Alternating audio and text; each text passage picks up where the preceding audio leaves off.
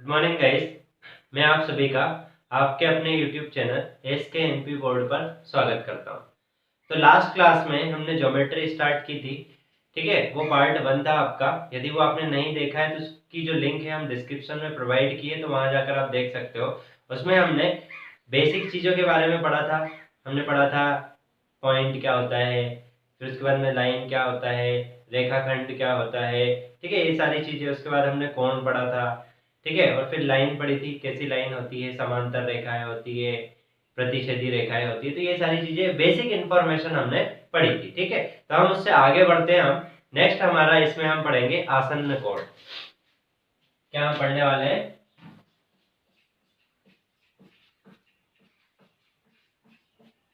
आसन्न कोण। इंग्लिश में बोलेंगे एडजेसेंट एंगल। ठीक। आसन्न कोण क्या होता है? तो सबसे पहले यदि हमें डिफाइंड करना है, तो मान लो हम कोई एक शीर्ष ले, एक पॉइंट ले, ठीक है, एक बिंदु ले हम, और एक बिंदु से तीन रेखाएं ड्रॉ करें। तीन रेखा इस टाइप से बनाए,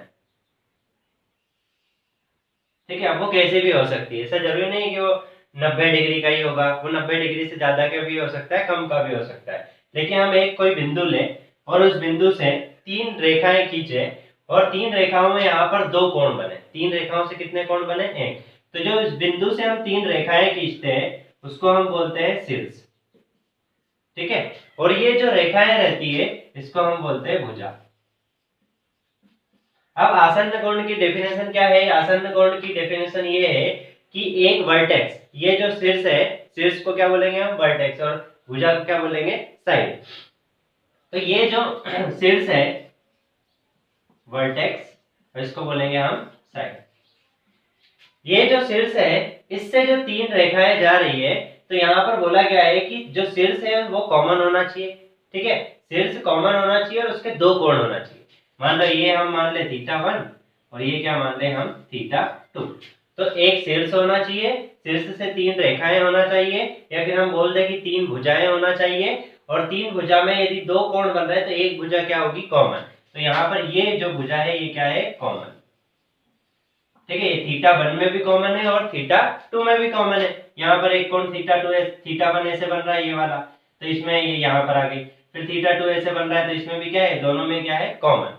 मतलब यदि हम सिंपल से बोले कि आसन्न कोण क्या होता है, तो उसमें हम बता सकते हैं कि एक भुजा तो कॉमन होनी चाहिए, और जो वर्टेक्स है वो एक ही वर्टेक्स होना चाहिए तीनों लाइन का, ठीक है। अब मान लो आपने ऐसा बना दिया, कहीं पर ऐसा बना हुआ है इस टाइप से, और यहाँ पर लिखा है θ1 और यहाँ लिखा है θ2।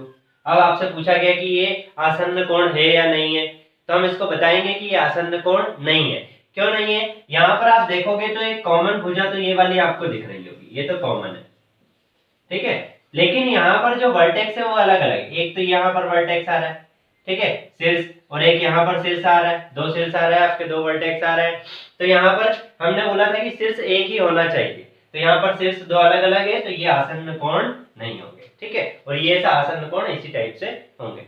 अब हम आगे बढ़ते हैं, इसको हम दो भाग में डिवाइड करते हैं। पहला है पूरक कोण, या फिर हम बोल देंगे कॉम्प्लीमेंट्री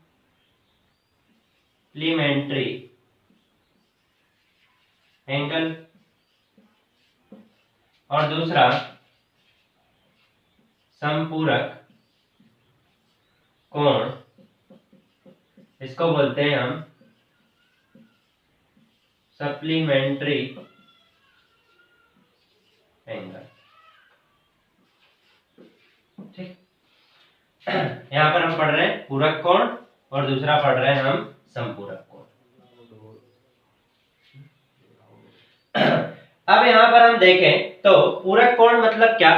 यदि हम दो कोण लें, ठीक है, ऐसा कोई डायग्राम बनाए जिसमें कितने कोण हो? दो कोण हो। इस टाइप का कोई डायग्राम बनाए, उसमें हम कितने कोण लें? दो कोण लें। जैसे यहाँ पर मैं बनाऊं, कोई भी डायग्राम बनाऊं, उसमें दो कोण लूं, और दो कोण का मान कितना डिग्री हो? 90 डिग्री हो। मतलब मैं ऐसा लिखूं, θ1 प्लस थीटा टू, मतलब दो कोण लूं मैं, एक थीटा वन और एक कौन सा लूं, थीटा टू, और दोनों का सम कितने डिग्री हो, 90 डिग्री हो, तो उसको हम क्या बोलेंगे, उसको बोलेंगे हम पूरक कोण। ठीक है, अब यहाँ पर मान लो 90 डिग्री तो मैंने बना लिया, मतलब पूरक कोण में हमेशा इस टाइप से तो आपको दिखेगा, ये तो हमेशा आपको दिखेगा। अब एक जो साइड है वो कहीं भी हो सकती है, मान लो यहाँ हो सकती है नीचे, ठीक है, बीच में हो सकती है, कहीं भी हो सकती है, तो मान लो मैंने यहाँ पर बना दिया, तो ये क्या हो गया, मान लो थीटा वन, और इसको हमने क्या मान लिया, थीटा टू। तो ये जो थीटा वन है और थीटा टू है, इसका मान कितना होना चाहिए, 90 डिग्री, तो उसको क्या बोलेंगे हम, पूरक कोण। ठीक, आगे बढ़ते हैं। नेक्स्ट समपूरक में क्या है कि theta one plus theta two equal to कितना, 180 डिग्री।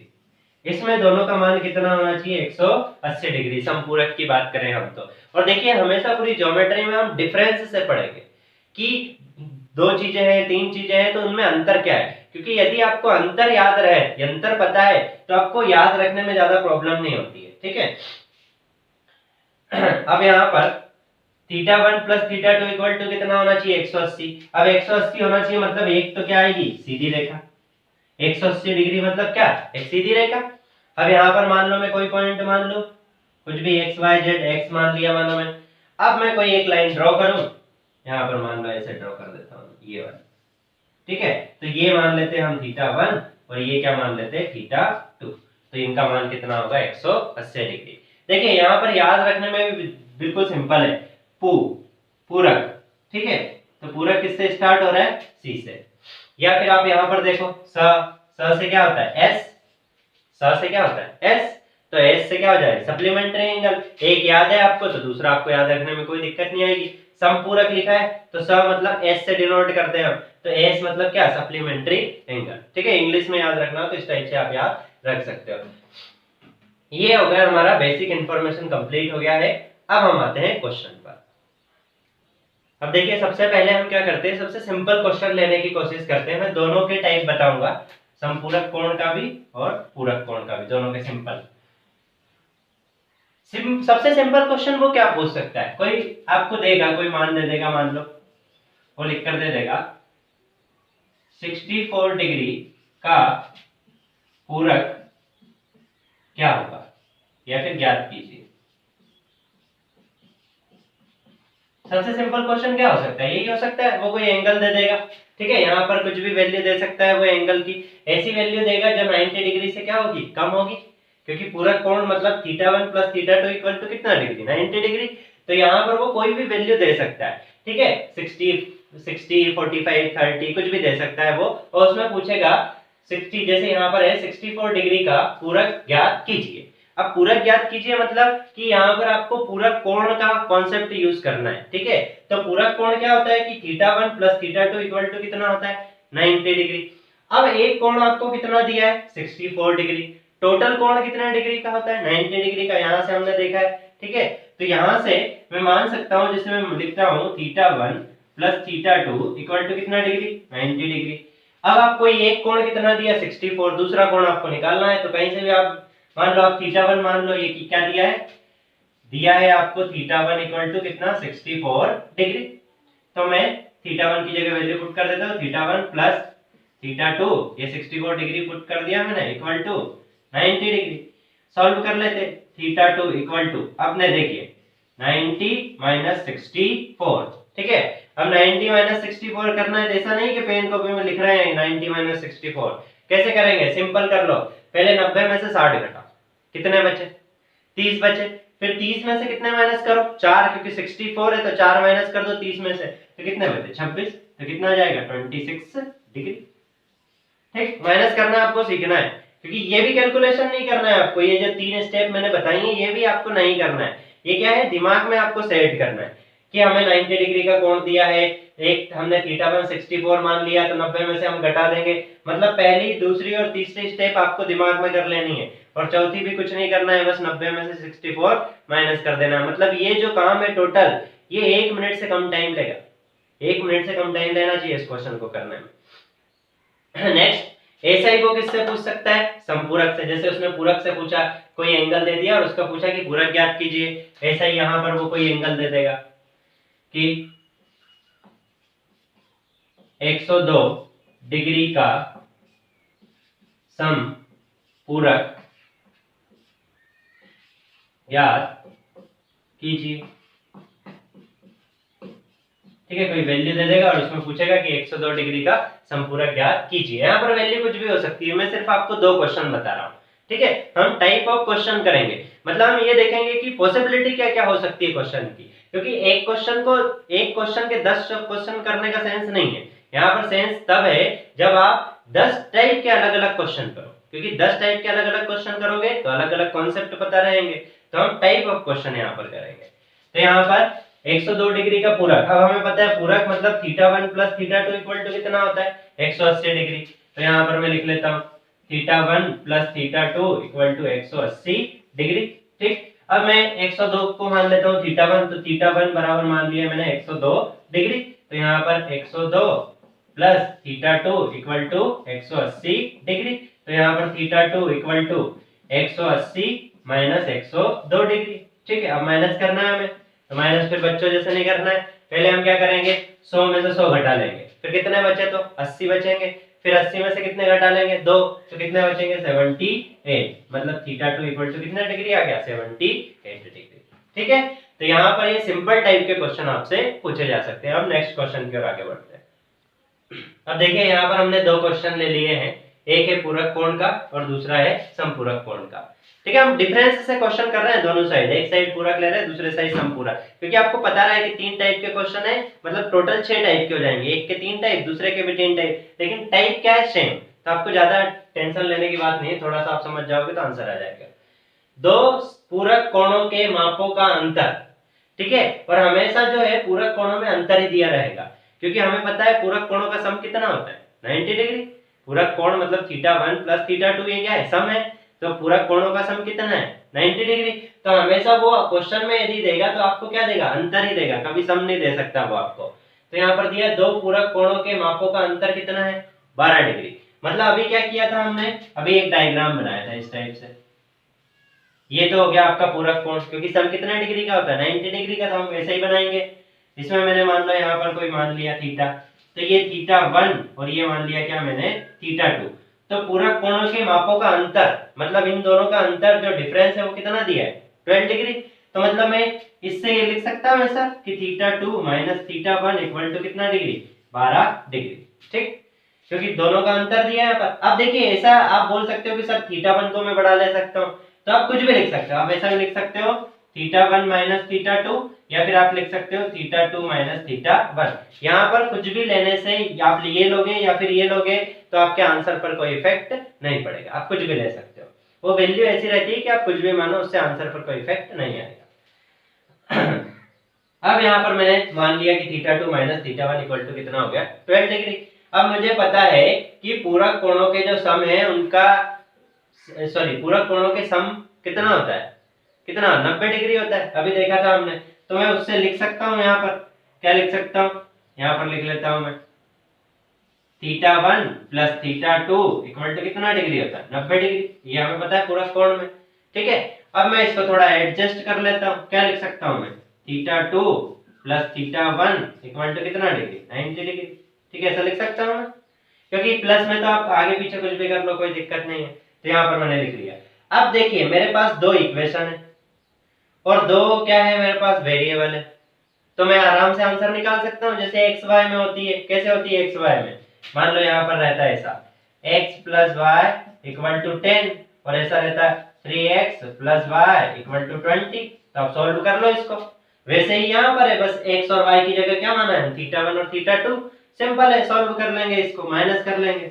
ठीक है, माइनस करने के लिए मैं नीचे कर लेता हूँ θ2 प्लस θ1 इक्वल टू 90 डिग्री, और ऐसे ही यहाँ पर मैं लिख लूंगा θ2 माइनस θ1 इक्वल टू 12 डिग्री। अब मैं माइनस कर लेता हूँ, तो यहाँ पर माइनस माइनस प्लस और यहाँ पर माइनस, तो ये θ2 से θ2 कैंसिल, क्योंकि ये प्लस का है माइनस का। यहाँ पर क्या हो जाएगा 2θ1 इक्वल टू 90 में से कितने घटाना है 12 घटाना है। ठीक है, यहाँ पर भी सेम ऐसे ही घटाना, 90 में से 10 घटा दो कितने बचे 80, फिर 80 में से 2 घटा दो तो कितने बचे 78। तो यहाँ पर आ गया, अब 2 से डिवाइड कर देंगे तो θ1 इक्वल टू 2 से डिवाइड कर दो इसको, क्योंकि ये 2 मल्टीप्लाई में इधर डिवाइड में आ जाएगा 78 डिवाइडेड बाय 2, तो यहाँ पर आंसर आ जाएगा θ1 इक्वल टू 2 से डिवाइड करेंगे, 2 तिया 6, एक बचेगा, दुनम 18, तो ये हो जाएगा 39 डिग्री। मतलब एक जो कोण है हमारा θ1 ये कितना आ गया 39 डिग्री। ठीक, अब आप सोचोगे इतना लेंथी क्वेश्चन करवा दिया, तो ये समझाने के लिए करवाया है। आपको क्या याद रखना है, दो इक्वेशन लिखना है बस। पहली तो ये कि दोनों का अंतर, तो θ1 माइनस θ2 आप लिख सकते हो θ2 माइनस θ1 इक्वल टू 12 डिग्री, या फिर θ1 माइनस θ2 इक्वल टू 12 डिग्री, कुछ भी लिख सकते हो। और दोनों का सम आपने लिख लिया, बस दोनों इक्वेशन को सॉल्व करना है। अब यहाँ पर देखिए θ1 इक्वल टू 90 डिग्री आ गया। अब हमें पता है कि दोनों का सम कितना होता है 90 डिग्री।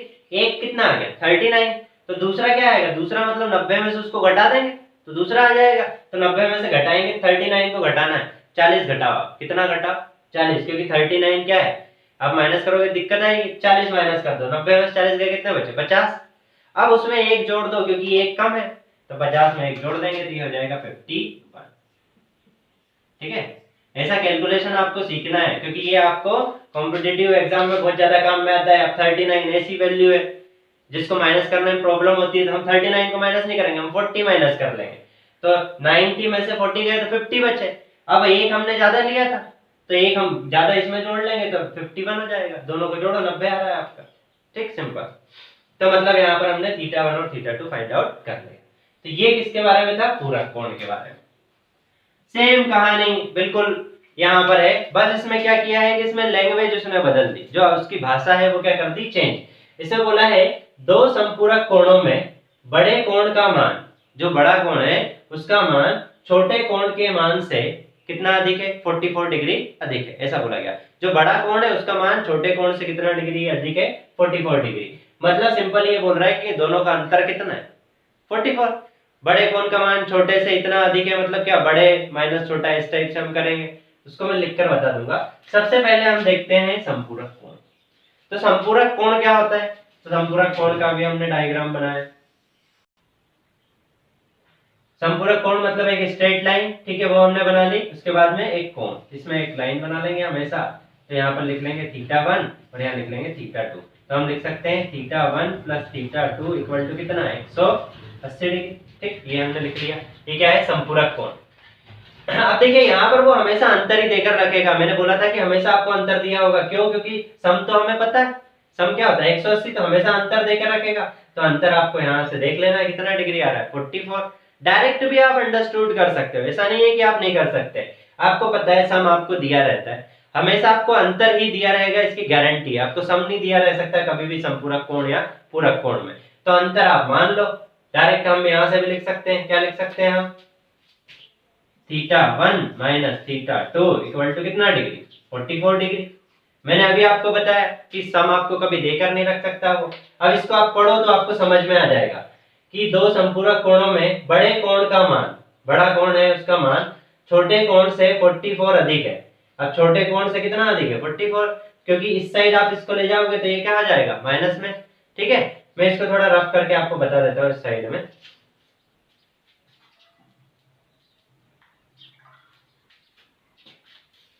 अब देखिए इसको समझ लेते हैं हम। यहाँ पर मैंने ये जो लिखा है θ1 माइनस θ2 इक्वल टू 44, ये कैसे आया, तो इसको हम समझ लेते हैं। दो संपूरक कोणों में बड़े कोण का मान, तो मान लेते हैं कि बड़ा कोण कौन सा है θ1 और छोटा कोण कौन सा है θ2। आप कुछ भी मान सकते हो, θ2 को भी आप बड़ा मान सकते हो, ऐसी कोई प्रॉब्लम नहीं है। आप किसी को बड़ा किसी को भी छोटा मान सकते हो। तो मैंने θ1 को बड़ा माना और θ2 को क्या माना छोटा। तो यहाँ बोला बड़े कोण का माप, तो बड़ा कोण क्या है θ1 का माप। ठीक है, यहां तक हमने पढ़ लिया। बड़े कोण का माप छोटे कोण के माप से, छोटा कोण कितना है θ2 के माप से कितना अधिक है 44 डिग्री। यही बोलना चाह रहा है क्वेश्चन, आप ध्यान से पढ़ो तो। संपूरक कोण में बड़े कोण का माप, जो बड़ा कोण है उसका माप छोटे कोण के माप से कितना अधिक है 44। मतलब छोटे कोण के माप में यदि हम 44 डिग्री ऐड कर दें तो वो किसके बराबर हो जाएगा बड़े कोण के माप के। तो यहां से मैं क्या लिख सकता हूँ, यहां से लिख सकता हूँ कि θ1 माइनस ये θ2 इधर माइनस में आ जाएगा, तो θ2 इक्वल टू कितना 44 डिग्री। ये लिख रखा है। ठीक, तो ये सिंपल है। यदि आपको ये याद रखना है तो ऐसे याद रख सकते हो, नहीं तो सिंपल याद रख सकते हो कि संपूरक कोण या फिर पूरक कोण में कभी भी आपको सम नहीं दिया रहता, आपको क्या दिया रहता है, अंतर। तो आप डायरेक्ट जो भी दिया उसको डायरेक्ट अंतर मान लो तो भी आपका आंसर आ जाएगा। जैसे हमने यहाँ किया था θ1 माइनस θ2 इक्वल टू 44 डिग्री। अब क्या करेंगे, हम माइनस कर लेंगे, सिंपल, दो इक्वेशन है, सॉल्व करना है, सॉल्व कर लेंगे। माइनस प्लस और यहाँ पर माइनस। अब देखिए θ1 से θ1 कैंसिल हो जाएगा और ये हो जाएगा 2θ2 इक्वल टू, अब देखिए हमें माइनस करना है 180 में से 44 डिग्री माइनस करना है आपको। तो कैसे माइनस करोगे, सबसे पहले आप 40 डिग्री माइनस 40 डिग्री माइनस कर लो। 180 में से 40 गए, कितने बचे, 140। फिर 4 और माइनस कर लो, 140 में से 4 माइनस करें, कितने बचे, 136 डिग्री। ठीक, तो यहाँ से हम लिख सकते हैं कि θ2 इक्वल टू 136 डिवाइड बाय 2। इसको 2 से भाग दे लो आप, 2 छंग 12, फिर 1 बचेगा, 2 नम 18, डाला जाएगा, 2 8 16, ये हो जाएगा 68 डिग्री। तो मतलब यहाँ पर हमारा θ2 आ गया, वो कितना आ गया, 68 डिग्री आ गया। अब हमें क्या निकालना है, अब हमें θ1 निकालना है। अब हमें पता है इन दोनों का अंतर, इन दोनों का सॉरी सम, θ1 θ2 कितना होता है, 180। एक तो आपको 68 पता है, दूसरा आप फाइंड आउट कर सकते हैं। क्या करेंगे, इसको 180 में से माइनस कर लेंगे क्योंकि ये दोनों मिलाकर कितना होता है, 180 डिग्री। एक पता है, दूसरा माइनस कर लेंगे। अब 180 में से 68 घटाना है, कितने घटाओगे, 68 घटाओगे, 70 घटाओ, कितना घटाओ, 70। तो 70 घटाओगे तो कितना, 180 में से 70 घटा दो, कितना बचा, 110।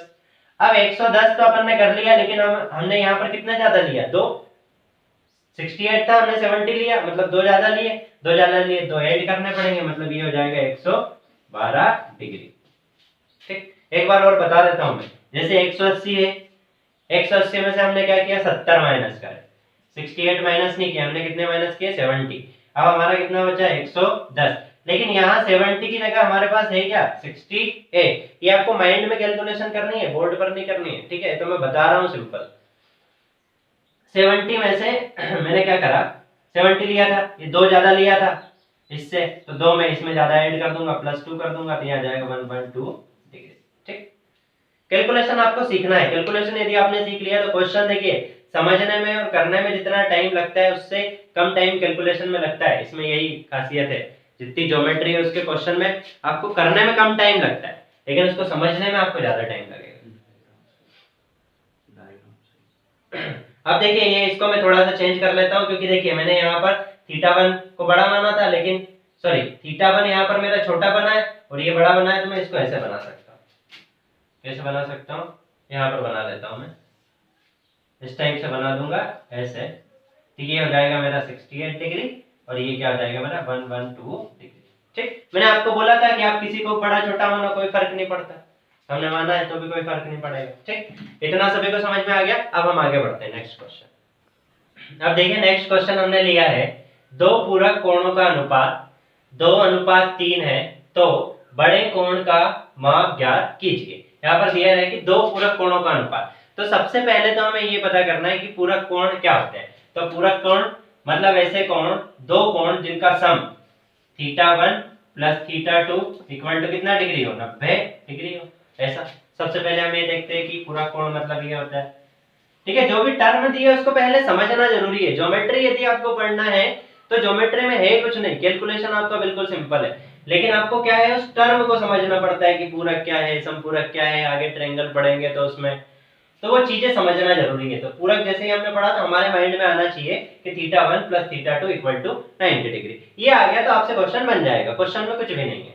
अब क्या है, यदि मैं बनाऊं तो मैंने डायग्राम बनाया ऐसे, ठीक है, यहाँ पर अब मैंने माना ये θ1 और ये क्या माना मैंने, θ2। तो यहाँ पर लिखा है रेशियो मतलब θ1 डिवाइडेड बाय θ2 इक्वल टू 2/3, ऐसा दे रखा है।